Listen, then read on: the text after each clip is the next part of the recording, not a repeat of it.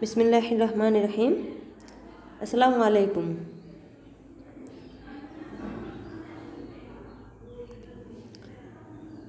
আমি Nasrin Nahar, Majid Joina foundation school and college, Naria Shariatpur এর প্রভাষক বাংলা।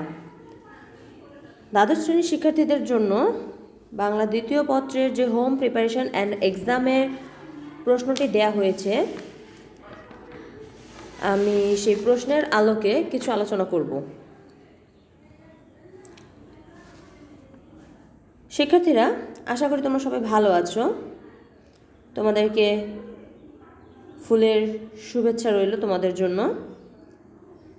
আর তোমাদের হোম প্রিপারেশন অ্যান্ড এক্সামের এটা দ্বিতীয় পর্ব, বাংলা দ্বিতীয় পত্র থেকে প্রশ্ন হয়েছে। এখানে প্রথমত ব্যাকরণ অংশ রয়েছে। ব্যাকরণ অংশে প্রথমে 1-এর ক, উদাহরণসহ এ ধ্বনি উচ্চারণের যে কোনো 5টি নিয়ম লিখো। তোমরা বই দেখলেই, তোমাদের জন্য যে বইটি পাঠ্য করা হয়েছে সেই বই দেখলেই সবগুলো প্রশ্নের উত্তর পেয়ে যাবে, কিন্তু তারপরেও আমি সামান্য কিছু আলোচনা করে দেওয়ার চেষ্টা করব। আশা করি এটা তোমাদের উপকারে আসবে।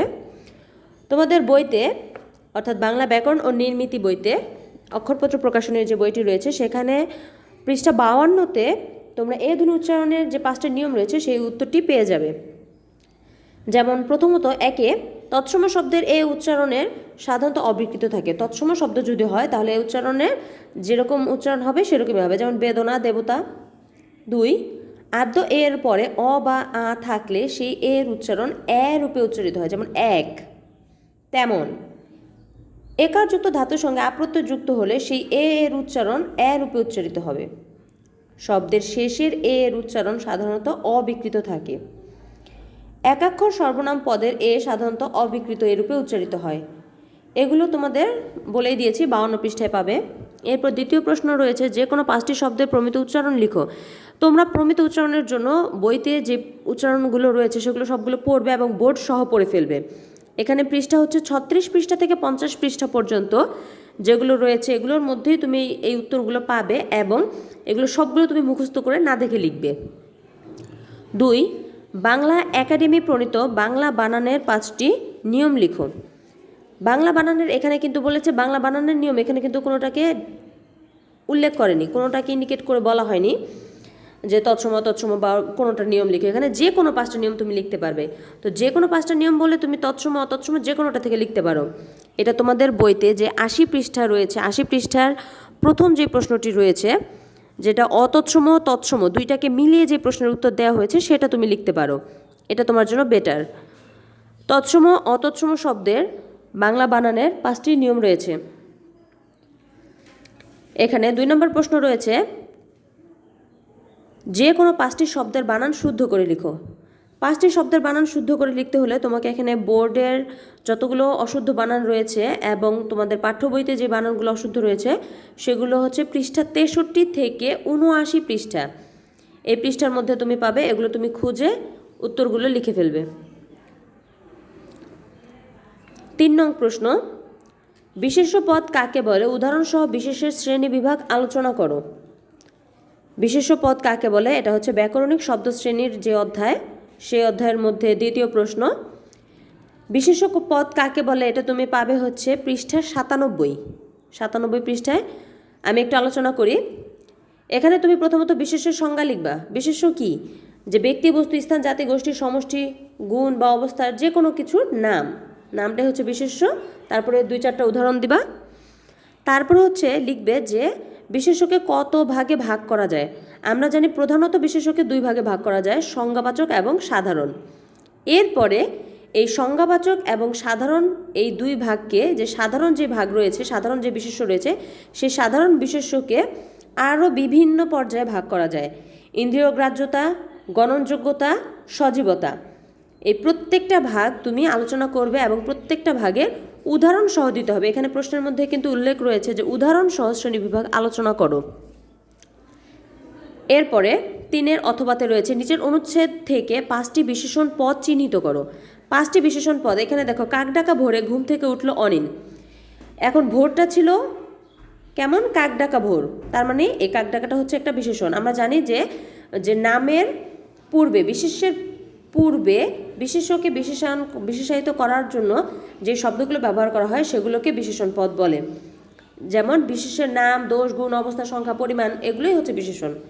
ধীরে বাতাস বইছে, বাতাস কেমন বইছে? ধীরে, তার মানে ধীরে। কাক ডাকা ভোর। বিলাসী ফ্ল্যাটের বারান্দায়, ফ্ল্যাট এটা হচ্ছে স্থান, কিন্তু এটা কেমন? বিলাসী, বিলাসীটা হচ্ছে বিশেষণ। তারপরে শরতের শিশির সিক্ত হাওয়ায়, শরতের শিশির সিক্ত, এখানে হাওয়াটা বাতাসটা ছিল কেমন? শিশিরে ভেজা, শিশির সিক্ত। থাকা গাঢ় সবুজ আম গাছের দিকে, গাঢ় সবুজ, সবুজটা হচ্ছে বিশেষ্য, আর এর পূর্বে যেই বৈশিষ্ট্য ব্যবহার করা হয়েছে সেটা হচ্ছে বিশেষণ গাঢ়, গাঢ়টা হচ্ছে বিশেষণ। আর চমৎকার বিশেষণ। দোষ, গুণ, সংখ্যা, অবস্থান এগুলোকে আমরা বিশেষণ বলি। এবার 4 নং প্রশ্নের উত্তরে দেখো, 4-এর কতে রয়েছে উপসর্গের অর্থ বাচকতা নেই কিন্তু অর্থ দ্যোতকতা আছে, প্রমাণ করো। শোনো, এটা হচ্ছে কি, আমরা সবাই জানি যে উপসর্গের কোনো অর্থ নেই, কিন্তু ও নতুন নতুন অর্থ সৃষ্টি করতে আমাদেরকে সাহায্য করে। তো যেহেতু উপসর্গের কোনো অর্থ নেই মানে হচ্ছে অর্থবাচকতা নেই, আর নতুন নতুন অর্থ সৃষ্টিতে সাহায্য করে মানে হচ্ছে একটা শব্দের সামনে বসে, পূর্বে বসে ও নতুন আরেকটা শব্দ তৈরি করে। যেমন আমি যদি বলি ভাত, ভাত হচ্ছে কি আমরা খাই, আমরা যে খাবারটা খাই তার পূর্বে যদি আমি প্র নামক উপসর্গটা যোগ করি তাহলে হয়ে যাবে কি প্রভাত, মানে সকালে, নতুন একটা শব্দ হয়ে গেছে। তো এই উপসর্গের অর্থবাচকতা নিয়ে কিন্তু অর্থদ্যোতকতা আছে। এই প্রশ্নের উত্তরটি তুমি পাবে হচ্ছে 118 পৃষ্ঠায়। এরপরে 4-এর খ, ব্যাস বাক্য সহ সমাস নির্ণয় করো। ব্যাস বাক্য সহ সমাস নির্ণয় করার জন্য তুমি 178 পৃষ্ঠা থেকে 210 পৃষ্ঠা, আমি এখানে সমাসগুলো নির্ণয় করে বলতে পারতাম, কিন্তু আমি যদি নির্ণয় করে দিই তাহলে তোমরা হচ্ছে সরাসরি উত্তরগুলো লিখে ফেলবে। তুমি নিজে বই ঘাটো, তুমি খোঁজো কোনটা কোন সমাস, তুমি নিজে বের করো, এবং অবশ্যই তুমি নিজে আগে এগুলোকে আইডেন্টিফাই করার চেষ্টা করো। যদি না পারো তারপরে বইয়ের সাপোর্ট নাও। 5 নং প্রশ্নের উত্তরে দেখো, 5 নংয়ে আছে বাক্য কাকে বলে? একটি সার্থক বাক্যে কয়টি গুণ বা বৈশিষ্ট্য থাকা আবশ্যক? বাক্য কাকে বলে, একটি সার্থক বাক্যের কয়টি গুণ বা বৈশিষ্ট্য? এই প্রশ্নের উত্তরটি পাবে তোমরা 229 পৃষ্ঠায়। যেই পদ বা পদ সমষ্টি দ্বারা বক্তার পূর্ণ মনোভাব প্রকাশ করা হয় তাকে বাক্য বলে। বাক্যের উদাহরণ দিবে, উদাহরণ দিয়ে আইডেন্টিফাই করে দিবে। একটি সার্থক বাক্যে কয়টি গুণ বা বৈশিষ্ট্য থাকা আবশ্যক? একটি সার্থক বাক্যের 3টি গুণ থাকে, 3টি গুণ বা বৈশিষ্ট্য যেটাই বলি, এই 3টি গুণ ছাড়া বাক্য কখনো সার্থক হয় না। গুণ 3টি কি? বাক্যের হচ্ছে আকাঙ্ক্ষা, আসক্তি, যোগ্যতা। আকাঙ্ক্ষা, আসক্তি, যোগ্যতা আলোচনার পূর্বে আমি একটু বলে নেই। একটি সার্থক বাক্য যদি বলি, সার্থক বাক্যটা মনের ভাব প্রকাশ করার জন্য যদি যথাযথ হয়, যদি মনের ভাব তোমার প্রকাশ পায় তাহলেই কিন্তু বাক্যটি হবে সার্থক, আর যদি মনের ভাব যদি প্রকাশ না পায় তাহলে বাক্যটি সার্থক হবে না। আকাঙ্ক্ষা কি? আকাঙ্ক্ষা হচ্ছে কোনো কিছু জানার ইচ্ছা বা কোনো কিছু জানার আশা। আমি তোমাকে তোমার সাথে আমি বাক্য শেয়ার করতেছি, কথা বলতেছি। আমি বললাম যে মা ভাত রান্না করছে। এখন মা ভাত রান্না করছে না বলে আমি বললাম মা ভাত, এরপরে ডট ডট ডট ডট, মানে আমার কথা থেমে গেছে। এখানে যে থেমে যাওয়া, এখানে অবশ্যই তোমার মনে একটি প্রশ্ন আসবে যে তাহলে কি করছে এখানে। এই যে কি দিয়ে যে প্রশ্নটা আসবে এটাই হচ্ছে কি আকাঙ্ক্ষা। আর আসক্তি হচ্ছে যে সুশৃঙ্খল পদবিন্যাস, বাক্যের মধ্যে যেই শব্দগুলো, যে পদগুলো ব্যবহৃত হবে সেগুলোকে যথাযথ স্থানে স্থানান্তর করা, মানে বসানো। যোগ্যতা, যোগ্যতা হচ্ছে বাক্যের অর্থ আর ভাবগত দুইটার মিল, দুইটাকে সামঞ্জস্য করা। 5-এর ক্ষয় অথবাতে রয়েছে নির্দেশ অনুসারে বাক্যান্তর করা, অর্থাৎ বাক্যকে রূপান্তর করা, সরল, যৌগিক, জটিল, যেভাবে তোমাকে পরিবর্তন করতে বলা হয়েছে তুমি সেটা করবে। সেটা পাবে হচ্ছে তুমি 234 পৃষ্ঠা থেকে 258 পৃষ্ঠা। এরপরে তোমাদের 6 নম্বর প্রশ্নে আছে যে কোনো বাক্য শুদ্ধ করে লিখো। এখন কথা হচ্ছে 6-এর বাক্য শুদ্ধ করে লেখা এবং এর অথবাতে আছে শুদ্ধ একটি অনুচ্ছেদ লেখা। এই দুইটাই তুমি 289 পৃষ্ঠা থেকে 313 পৃষ্ঠার মধ্যে খোঁজ করবে, তুমি পেয়ে যাবে, এবং এগুলো অবশ্যই আইডেন্টিফাই করে যথাযথভাবে সুন্দর করে লিখে নিয়ে আসবে। 7 নং প্রশ্নের উত্তরে আছে পারিভাষিক শব্দ।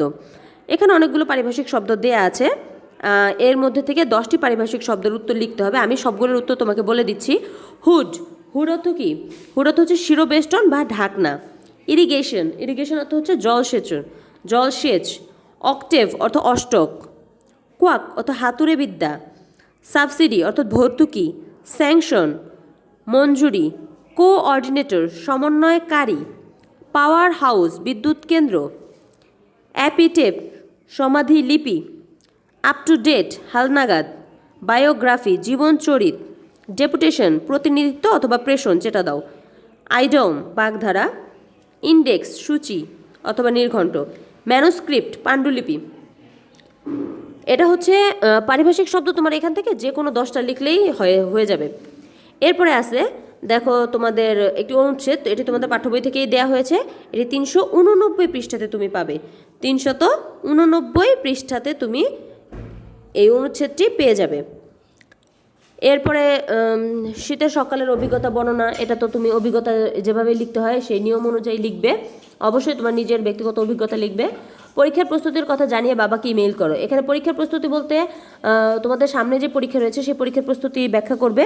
আর ইমেইল খুব বেশি বড় করে লেখা যায় না, খুব সংক্ষেপে লিখবে তুমি। 9 আছে যে কলেজের বার্ষিক ক্রীড়া প্রতিযোগিতার উপর পত্রিকায় প্রকাশ উপযোগী একটি প্রতিবেদন। এখানে কথা হচ্ছে প্রতিবেদন কিন্তু দুইভাবে লেখা যায়, একটা হচ্ছে তোমার পত্রিকায় প্রকাশের জন্য, আরেকটা হচ্ছে প্রতিষ্ঠান প্রধানের নিকট। এখানে বলেছে পত্রিকায় প্রকাশের জন্য, অতএব এটা অবশ্যই বরাবর হবে সম্পাদক, সম্পাদকের বরাবর এই প্রতিবেদনটি পেশ করতে হবে। 9 খতে রয়েছে একটি মাধ্যমিক বিদ্যালয়ের সহকারী শিক্ষকের শূন্যপদে নিয়োগের জন্য আবেদনপত্র রচনা করো। মাধ্যমিক শিক্ষকের সহকারী শিক্ষকের শূন্যপদে, এখানে এটা চাকরির যেই নিয়োগপত্র রয়েছে তোমাদের এখানে আবেদনপত্র রয়েছে সেটা থেকে তুমি এটা সাহায্য নিবে।